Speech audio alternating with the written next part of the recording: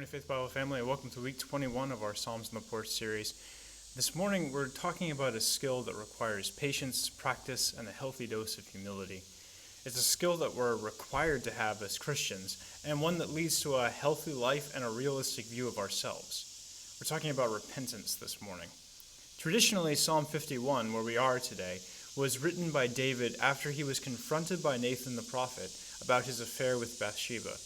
Before we get into it, let's read the psalm together. Generous in love, God, give grace. Huge in mercy, wipe out my bad record. Scrub away my guilt, soak out my sins in your laundry. I know how bad I've been, my sins are staring me down. You're the one I've violated, and you've seen it all, seen the full extent of my evil. You have all the facts before you, whatever you decide about me is fair. I've been out of step with you for a long time, in the wrong since before I was born. What you're after is truth from the inside out. Enter me then and conceive a new, true life. Soak me in your laundry and I'll come out clean. Scrub me and I'll have snow-white life. Tune me into foot-tapping songs. Set these once broken bones to dancing. Don't look too close for blemishes. Give me a clean bill of health. God, make a fresh start in me. Shape a Genesis week from the chaos of my life. Don't throw me out with the trash or fail to breathe holiness into me. Bring me back from gray exile. Put a fresh wind in my sails.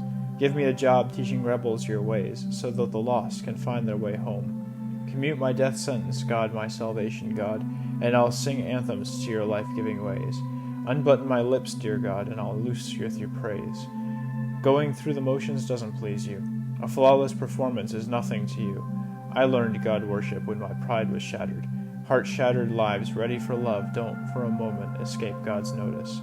Make Zion the place you delight in. Repair Jerusalem's broken down walls, and then you'll get real worship from us.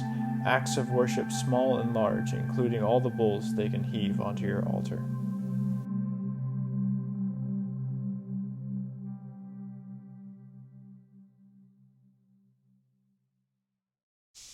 Now, David was the king of Israel when this story takes place. He had just committed a monstrous sin and had been confronted by the prophet.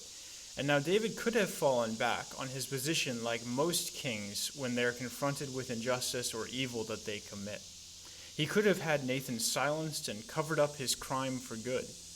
Instead, he chose repentance. Now, remember that the characters in the Bible are not written to be moral giants that we are called to aspire to be like. The point isn't to be like David. The point is that you already are like David. Jesus tells us that we all commit adultery and murder in our hearts, and that we are all therefore under the same judgment. And that therefore we all need to live our lives in an attitude of repentance, like this psalm says. It's not about bargaining with God. I'll trade you a couple of prayers for forgiveness, or even I'll trade you going to church and giving tithes for forgiveness. We like that kind of bargain because it helps us to avoid living our lives in true humility. But God won't allow us to live our lives like that. Instead, we need to recognize, like the psalmist here, that our hearts are bent and that only God can straighten them out. And that this isn't a one-time thing, but rather an attitude that we carry throughout our lives. But the good news is that God forgives. And that when we come to Him on a daily basis, in humility and repentance, He is able to make our lives whole and beautiful once more. God bless you, and we'll see you at 10:15 on Sunday morning.